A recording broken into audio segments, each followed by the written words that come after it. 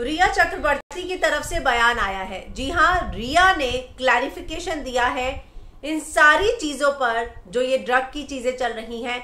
उन्होंने क्या बयान दिया है मैं हीना कुमावत फिल्म विंडो पर आपको बताऊंगी। रिया की तरफ से बयान आया है जो उनके वकील सतीश माने शिंदे ने भेजा है। Rhea has never consumed drugs in her life time ever, she is ready for a blood test any time. उनका ये कहना है कि रिया ने अपनी लाइफ में कभी भी ड्रग्स का इस्तेमाल नहीं किया है, कभी भी उसका ब्लड टेस्ट किया जा सकता है। तो एक बहुत बड़ी बात जो रिया की तरफ से आई है, जो क्लैरिफिकेशन आया है, उन्होंने इस बात का दावा किया है सतीश माने शिंदे जो कि रिया के वकील हैं कि ये जो भी बात हो रही है ड्रग्स की, ये सारी की सारी गलत है। रिया ने अपनी लाइफ में कभी भी कोई ड्रग नहीं ली है, उनका ब्लड टेस्ट किया जा सकता है। लेकिन यहाँ सवाल ये उठ रहा है कि रिया ने ड्रग्स दी है, रिया ने ड्रग्स क्या सुशांत को दी है, इस तरह का सवाल उठ रहा है, इस तरह का शक पैदा हो रहा है उस चैट से।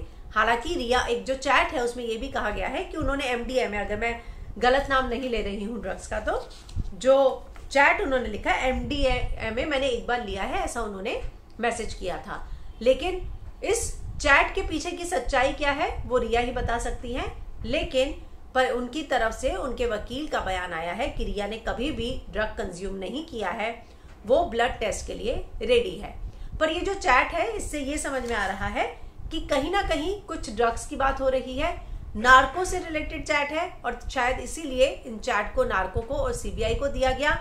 यहाँ जो ये बात हो रही है use 4 drops in coffee beverages में यूज करके और उसको सिप करने दो, 30-40 मिनट के बाद किक महसूस होगी, तो ये सारी चैट के पीछे का राज क्या है, ये सारी चैट फिर क्या है। हालांकि इस बात को लेकर रिया का कोई बयान नहीं आया, लेकिन उन्होंने ड्रग कंज्यूम कभी नहीं किया है, इस तरह का बयान आया है। लेकिन क्या उन्होंने सुशांत को दिया है, नहीं दिया, इस बात का कोई बयान रिया की तरफ से नहीं आया है। उस बयान के लिए मुझे लगता है थोड़ा इंतजार करना होगा। लेकिन कोई बयान जो है, अगर वो उन्होंने अपने बारे में इशू किया है कि वो नहीं लेती थी, तो क्या घर में कोई और लेता था, क्या सुशांत को दिया जाता था, इस बात पर रिया क्या बयान देती है इसका इंतजार करना होगा।